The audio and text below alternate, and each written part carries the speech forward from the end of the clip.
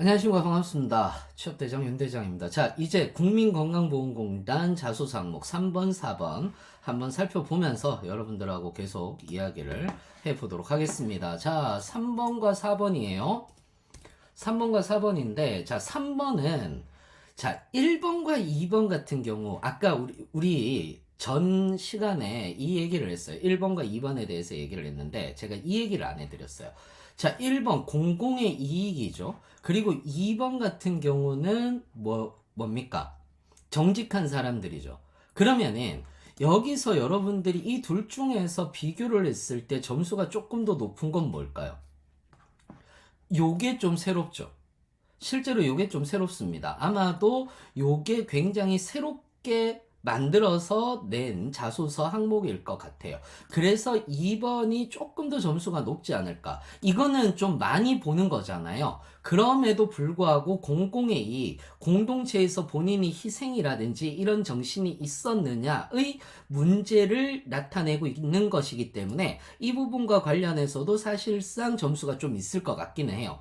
다만 3번, 1, 2, 3번을 딱 비교해 보면은 3번은 지금까지 살아오면서 가장 도전적인 목표를 설정하고 그것을 달성하기 위해 노력한 경험과 그 결과에 대해 구체적으로 기술해 주세요라고 이렇게 얘기를 한단 말이에요. 자, 이거는 대부분 가장 도전적인 목표를 설정했다라고 얘기를 했을 때 이런 것들은 좀 많이 나오는 편이에요. 그런데 절대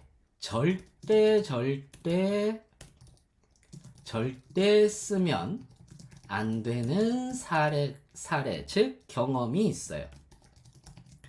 절대 쓰면 안 되는 겁니다. 자, 개인적인 목표. 그 중에 다이어트, 운동, 일찍 일어나기,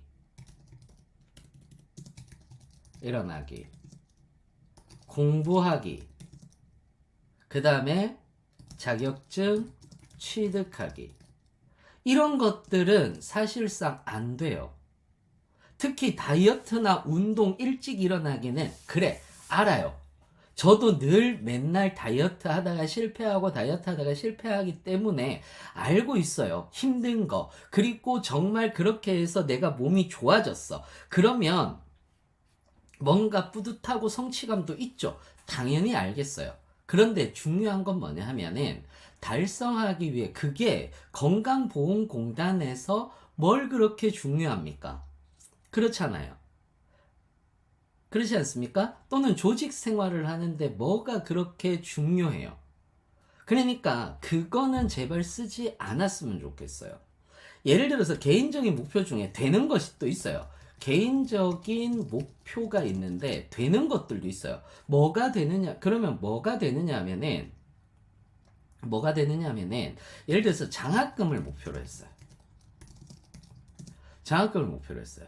그 장학금을 목표로 한 이유가 뭘까? 라고 얘기를 했을 때 장학금을 받기 위한 이유는 내가 성인이 되어서 성인이 되어서 뭐를 하면 하는데 그냥 집에 등록금을 내어달라고 하는 것이 부담스럽다라고 해서 장학금도 받고 뭐 아르바이트도 하면서 용돈과 그 학자금을 마련했습니다. 라는 거는 돼요. 라는 건 된다고. 개인적인 목표라도. 이건 상당히 어려운 목표인 거고, 그러니까 여기서 이유가 중요한 거죠. 성인이 되어서 이 공적인 어떤 내가 당연한 거지만은 공적인 부분에서의 이야기들을 할 수 있는 것들인 거죠. 다이어트나 운동은 매우 개인적인 거잖아요. 매우 개인적인 거잖아요. 그러면 선생님, 자격증 취득하기도 되는 거 아닙니까? 네, 자격증 취득하기도 될 수는 있어요. 또 될 수는 있어요. 그런데 자격증 취득인데 중요한 거는 취업을 하기 위해서가 아니고 왜 자격증을 취득하기 위해 노력했는가? 그러면 여기에서 도전적이다라고 얘기를 하잖아요. 그럼 여기서 우리가 한번 생각해 볼 수 있는 것 중에 하나가 뭐냐면 도전적인 목표다라고 얘기를 하는 것은 내가 평소에 하지 않는 그리고 또는 설정하지 않는 나의 능력보다 좀 더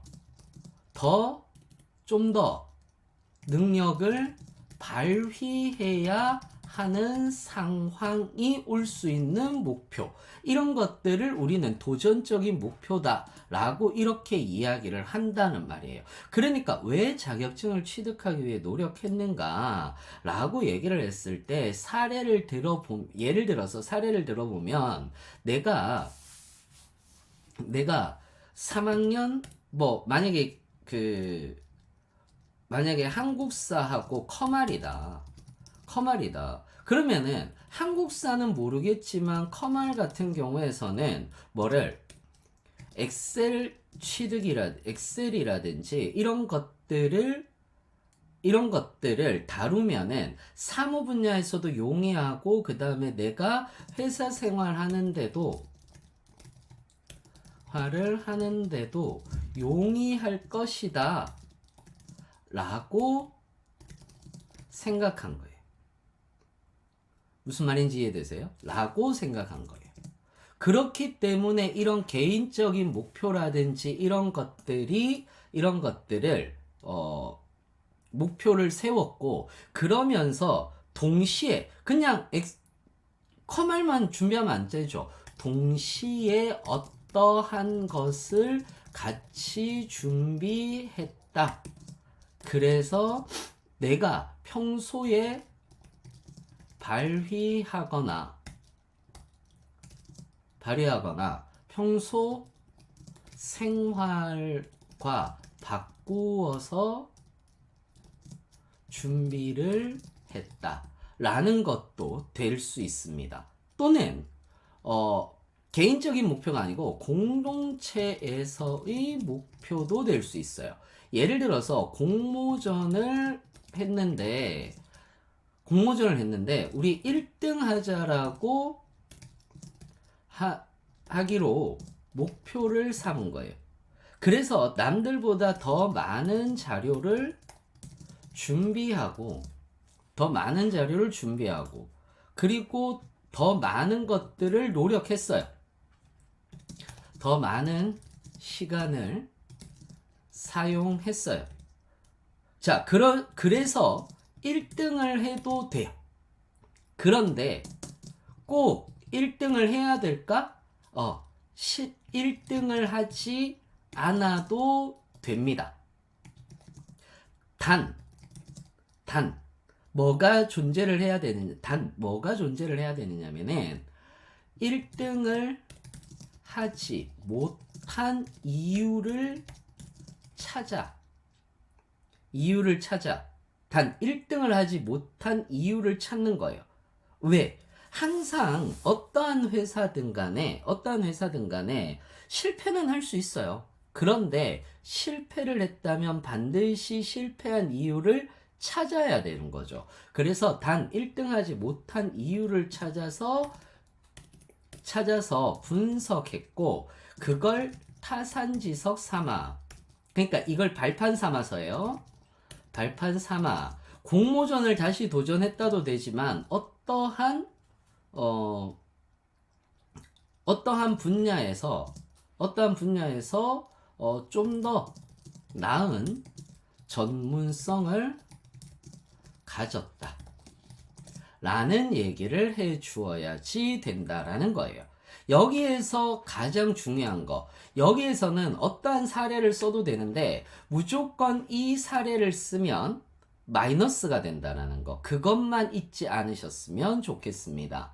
자, 그 다음에 그 다음에 전문성 향상을 위해, 자, 여기서 전문성이라고 하는 것은 여러분들 반드시 공고문에 나와 있는 NCS 기반 직무기술서라고 얘기를 하는 것이 있을 겁니다. 직무기술서라고 얘기를 하는 것이 있을 겁니다. 제가 잠깐 보여드리자면 행정직 6급 이렇게 기술서라고 되어 있는 부분이 있습니다. 잠깐 크게 해서 한번 보여드릴게요. 자, 여기에 능력 단위가 있고요. 직무 수행 내용이 있어요. 이건 중요한 게 아니라 지식과 기술 분야가 있습니다. 이 지식과 기술 분야가 가장 중요해요. 지식과 기술 분야가 가장 중요하다. 이렇게 여러분들 알고 계시면 돼요. 자, NCS 기반 직무기술서에서 전문성이라고 얘기를 하는 것은 뭐다? 지식과 기술과 관련되어 있는 것을 말한다. 이렇게 여러분들이 생각을 하시면 됩니다. 이해되셨어요? 자, 그러면 전문성 향상을 위해 여기서 스스로 부족한 점을 개선하고 라고 얘기를 했어요. 그러면은 첫 번째 우리가 해야 되는 것 중에 하나는 전문성이라고 얘기를 하는 것 자체가 왜 필요한지, 내가 생각한 전문성이라고 하는 항목이 있을 거 아니에요. 예를 들어서 직무기술서에서는 뭐 예를 들어서 재무관리라든지 그 다음에 행사와 관련된 기획이라든지 또는 뭐가 있을까요? 법령 이해라든지 법에 대한 이해라든지 회계라든지 그 다음에 문서 작성 능력이라든지 이런 것들이 전부 다, 또는 통계 분석 능력이라든지, 요건 경영학과 나오면 통계 분석이라든지 이런 것들 할 수 있는 거죠. 그래서 전문성 항목이 있다라고 얘기를 하면은 그 전문성이, 두 번째, 전문성이 왜 필요하다라고 생각했는지, 그리고 본인이 왜 부족하다고 생각했는지에 대해 작성을 해 주어야 되는 거죠. 그러면은 여기에서 전문성이 왜 필요하다라고 했는지라고 얘기를 해서요. 또 잠깐 이쪽으로 옮기겠습니다. 저는 또 잠깐 이쪽으로 옮기도록 하겠습니다.